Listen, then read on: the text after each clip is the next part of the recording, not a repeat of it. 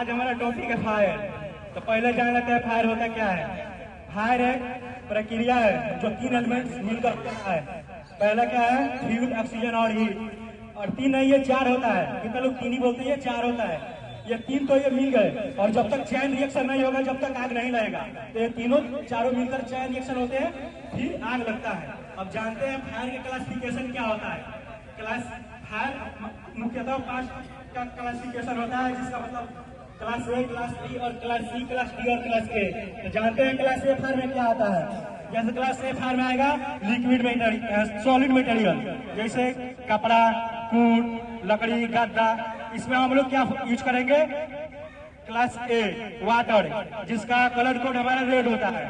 उसके बाद class B में आ जाएगा लिक्विड मटेरियल, जैसे डीजल, पेट्रोल, केरोसिन।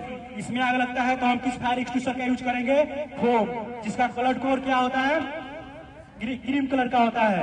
फिर आगे क्लास सी में होता है जैसे इलेक्ट्रिकल और गैस, जैसे एलपीजी, सीएनजी। इस सब में लगता है तो हम किसका यूज करेंगे, क्लास सी, जो होता है CO2, जिसका कलर कोड ब्लैक होता है। उसके बाद क्लास डी में आता है मेटल, जैसे सोडियम, पोटेशियम, एल्युमिनियम। इस सब में लगेगा तो हम यूज करेंगे क्लास डी फायर एक्सटिंग्विशर का, जो है DCP।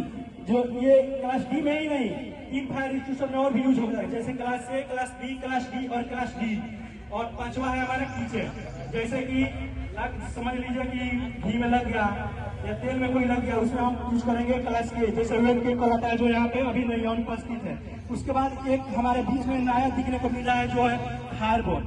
इतने लोग जानते भी नहीं होंगे, ये फायर बॉल है। इसका यूज हम करते हैं जैसे कि जहां हम नहीं जा सकते हैं, जैसे कन्फाइंड स्पेस हो गया या कोई रूम में आग लगा, वो हो गया, उसमें हम इसको आराम से मतलब भीग सकते हैं और इसके द्वारा आग को बुझा सकते हैं। इसमें से नाइट्रोजन गैस रिलीज होता है। ठीक है, अब जान लेते हैं आग बुझाने का जो होता है टेक्निक, वो क्या है। आग बुझाने का टेक्निक होता है PASS, जैसे पुल द पिन, P से पुल द पिन। ये जो फायर एक्सटिंग्विशर है, इसको पिन को निकालेंगे, एम द बेस। तो बेस कहाँ लगाएंगे, जो आग लगाए उसके बेस पे मतलब निशाना साधेंगे। उसके बाद होता है एक्सक्यूज द हैंडल, ये जो हैंडल है जोर से पकड़ के और इसको दबाएंगे।